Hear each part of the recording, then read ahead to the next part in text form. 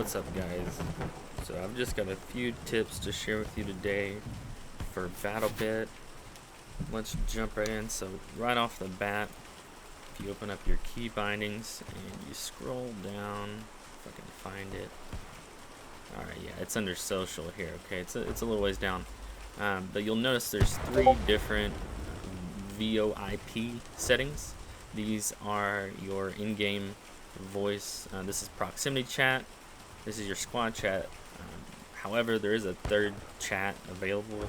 This is exclusive to squad leaders.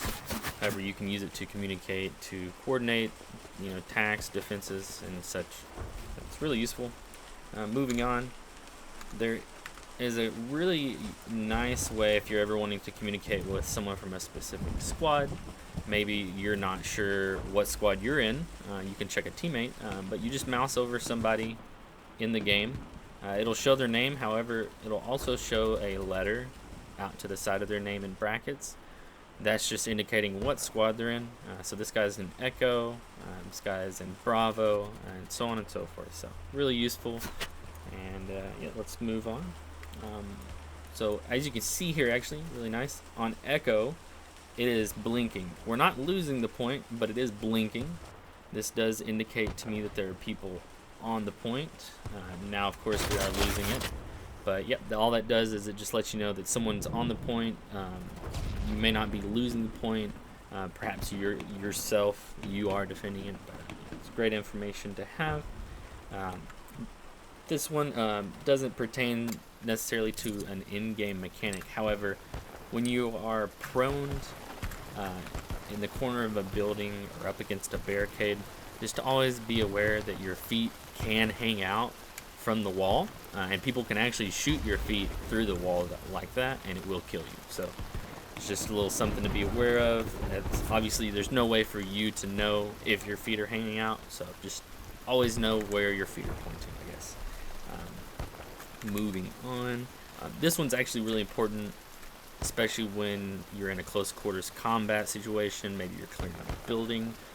When you are running, if you notice my weapon is down to the side, it's jiggling around, whatever. Okay, when I stop, it pulls it up. Okay, this is the draw speed of the weapon. Right now, this right here is all our ADS speed. I believe this can count as draw speed. I don't know the exact math on it. However, I do know that if you're walking like this and you ADS, it is faster than if you are running and you ADS. Right there, you can practice it on your own. You'll notice there is a slight delay, and a lot of times, especially when you're clearing that building, this could be the reason why you're losing those gunfights.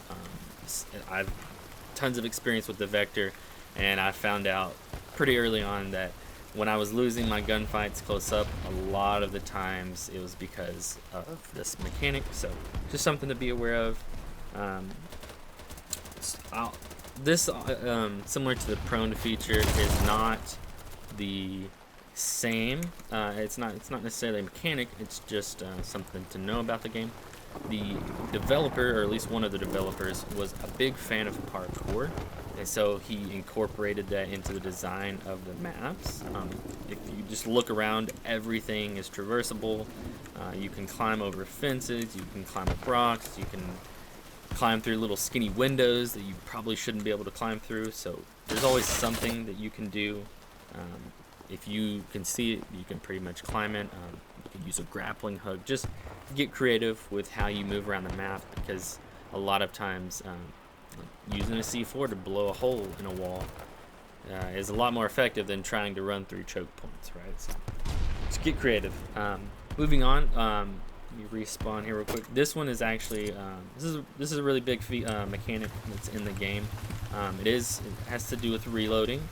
So let me empty a little bit here. When we do a standard reload, you just default hit the R button, reloads. Okay. However, there is a secondary mechanic to reloading. If you hold down R, or you just whatever reload button you have, you'll do a quick reload. Okay. Now, what happens, as you notice there, I dropped my mag on the ground.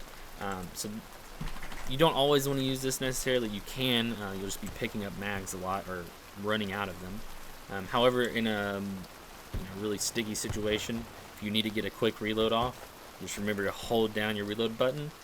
It'll save you a little bit of time, and then once you've secured the kill or whatever, then you can go back and pick up your mag. So I'll do it one more time. Just hold down the button.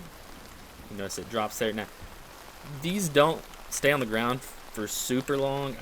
I haven't tested it, but I would imagine no more than 30 seconds. So if you are going to use this mechanic, just be aware. Also, sometimes you might be running around and notice that you had like 1 or 2 less mags than when you started, and you don't know why. It's because of this mechanic. You're just holding down the reload button without noticing, and you're dropping your mags somewhere on the battlefield. So just be aware of that. And then finally, I'll actually respawn here. So I assume most people are aware that you can change like this. However, you can change a few other things. So this is back here. This is just like your weapon loadout. Change your completely customize your weapon and such. Right. However, under character down at the bottom left, there are some customization options here. So some of these actually have a practical use to them, right? So if you notice here on the left, I actually get faster aiming speed, but I lose durability on my helmet. So this actually makes me have no helmet armor, but I do gain some aiming speed. So if you wanted to play like that, you could. Oops. It is a little finicky. You don't press escape or back. You just kind of click off of it. Now, so that was practical. However, like in this situation with the face, it's strictly cosmetic. You can just change what you look like. Click on it again. Hair, again, cosmetic. I believe eyes are cosmetic. So now chest armor. This is another big one. Don't have access to these. Okay, so right now I have a normal one on. It gives me 25 durability, 4 primary magazine, 1 throwable, with a 95% running speed, aiming speed, right? If I were to swap to the Ranger, I actually lose durability, but I gain 2 primary magazine slots. This can be really good for snipers, since ideally you're not taking shots very often. And then on the light armor here, you've got less magazines, less armor, less throwables, but you're a little bit faster. This is kind of your run and gun class. So just a way to customize that. There's some more adjustments in here with your backpack, your belt, and then of course you can change your uniform and your skin.